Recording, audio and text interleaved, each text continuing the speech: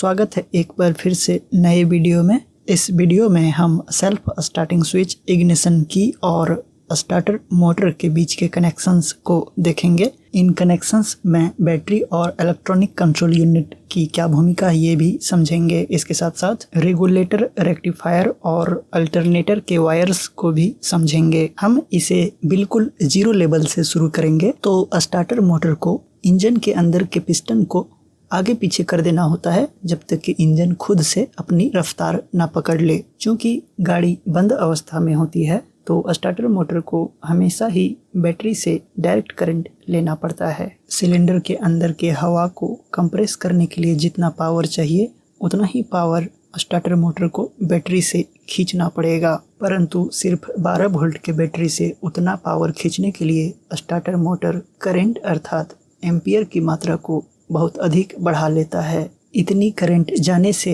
ये तार गर्म हो जाते हैं, इसलिए इन्हें मोटा रखा जाता है। इस एकाएक लोड के कारण बैटरी भी अचानक गर्म हो जाएगा, इसलिए दोनों के नेगेटिव सिरे को गाड़ी के बॉडी से जोड़ देना बेहतर होगा।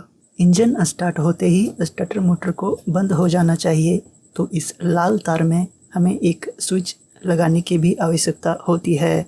यदि हम इस लाल तार के बीच में इस सेल्फ स्विच को लगा देते हैं तो यह छोटा स्विच ठीक उसी तरह से जल जाएगा जैसे हमारे घरों में मोटरों में लगने वाले स्विच अक्सर अधिक पावर खींचने की वजह से जल जाया करते हैं। तो आइए यहाँ एक मजबूत स्विच का निर्माण करते हैं। तारों के दोनों सिरे में तारों की मोटाई के बराबर क्षमता के 2 कॉपर के प्लेट से इस तरह से जोड़ देते हैं। जैसे ही यह ऊपर वाला कांटेक्ट पॉइंट नीचे वाले पॉइंट से सटेगा, करंट बहने लगेगा, तो यह ऊपर वाले कांटेक्ट पॉइंट को सटने और हट जाने के लिए एक ढांचा तैयार करते हैं। आप देखिए कि ऊपर वाला कांटेक्ट पॉइंट से जुड़ा यह भाग ऊपर नीचे हो सकता है। अब सवाल यह है कि इस स्प्रिंग की मदद से यह भाग ऊपर तो चला जाएगा, अर्थात स्विच ऑफ तो हो जाएगा, परंतु इसे ऑन कौन करेगा, अर्थात इस हिस्से को नीचे की ओर कौन लेके आएगा। तो हम सेल्फ स्विच की मदद से इस हिस्से को नीचे की ओर लेके आते हैं। वो कैसे, आइए समझते हैं।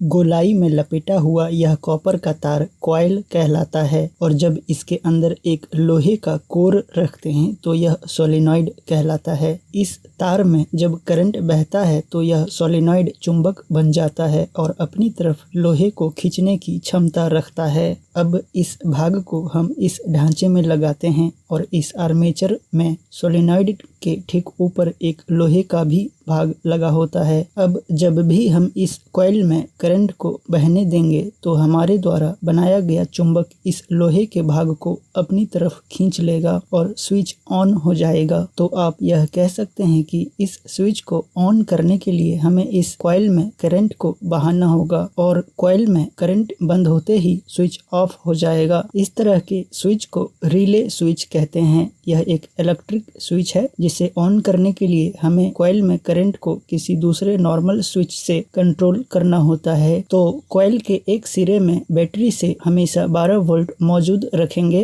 और दूसरे सिरे को ग्राउंड से कनेक्शन को हम एक स्विच से कंट्रोल करेंगे और उस स्विच को हम सेल्फ स्टार्टिंग स्विच का नाम देते हैं। मैं यहाँ तारों के रंग में परिवर्तन कर रहा हूँ। संभवतः यह हीरो के स्प्लेंडर या दूसरे मॉडलों से भी मिलता जुलता हो सकता है, पर आपको यहाँ करंट की पॉजिटिव से नेगेटिव की तरफ बहने वाले करंट की दिशा को बिल्कुल आसानी से समझ लेना चाहिए। अभी तक के कनेक्शंस को यदि आपने समझा है तो आप यह कह सकते हैं कि स्टार्टर मोटर को ऑन करने के लिए सेल्फ स्विच से हम रिले स्विच के अंदर के कॉइल के नेगेटिव सिरे को ग्राउंड से जोड़ने और तोड़ देने का काम करते हैं। यह छोटा कॉइल बहुत कम पावर खपत करता है, तो आप यह भी कह सकते हैं कि रिले एक मजबूत स्विच है जिसे ऑन करने के लिए हमें बहुत हल्के स्विच की आवश्यकता होती है। अभी तक के कनेक्शंस में कोई भी सेल्फ स्विच को दबाकर स्टार्टर मोटर को चालू कर देगा, पर ऐसा नहीं होना चाहिए। हमारे द्वारा इग्निशन स्विच में इग्निशन की लगाने के बाद ही सेल्फ स्विच को काम करना चाहिए। तो रिले स्विच के कॉइल तक पहुंचने वाला बैटरी का 12 वोल्ट को हम इग्निशन स्विच के माध्यम से भेजेंगे ताकि इग्निशन स्विच को की द्वारा ऑन करने के बाद ही रिले स्विच के कॉइल तक 12 वोल्ट पहुंचेगा और सेल्फ स्विच को ऑन करते ही कॉइल का ग्राउंड कनेक्शन भी बन जाएगा ताकि करंट का बहाव संभव हो सके। तत्पश्चात बैटरी का 12 वोल्ट स्टार्टर मोटर तक पहुंच पाएगा। अब आधुनिक समय में हमारे डिमांडिंग फैसिलिटी को देखते हुए इग्निशन स्विच और सेल्फ स्विच को ऑन करने के बाद भी गाड़ी को स्टार्ट नहीं होना चाहिए, जैसे कि जब गाड़ी स्टैंड पर खड़ी हो। ऐसी स्थिति में सेल्फ स्टार्टिंग स्विच से रिले के कॉइल तक जाने वाले ग्राउंड कनेक्शंस के वायर के बीच में हमें एक तीसरे स्विच को लगाना होगा। यह स्विच इलेक्ट्रॉनिक कंट्रोल यूनिट के अंतर्गत होगा। यह इलेक्ट्रॉनिक स्विच जो कि डायोड का बना होता है, रिले के कॉइल तक ग्राउंड कनेक्शन तभी भेजेगा जब गाड़ी स्टैंड पर खड़ी ना हो। इस वीडियो में हम बिल्कुल साधारण कनेक्शंस को देख रहे हैं, तो ECU के बाकी कनेक्शंस में हम नहीं जाएंगे। अलग अलग मॉडल के लिए अलग अलग फीडबैक सिग्नल के आधार पर ECU यह डिसाइड करेगा कि रिले के कॉइल के नेगेटिव सिरे में ग्राउंड कनेक्शन भेजकर स्टार्टर मोटर को चालू होने देना है या नहीं। अभी तक आप वीडियो देख रहे हैं तो चैनल को सब्सक्राइब और कमेंट जरूर करें। इंजन चालू रहने पर अल्टरनेटर लगातार AC करंट बनाकर रेगुलेटर रेक्टिफायर को देता रहता है। रेगुलेटर रेक्टिफायर इस AC करंट को लगातार 12 वोल्ट DC करंट में बदलकर बैटरी को चार्ज करता रहता है। इग्निशन स्विच के माध्यम से रिले में जाने वाला यह 12 वोल्ट का तार कनेक्शन यहाँ से भी हो सकता है।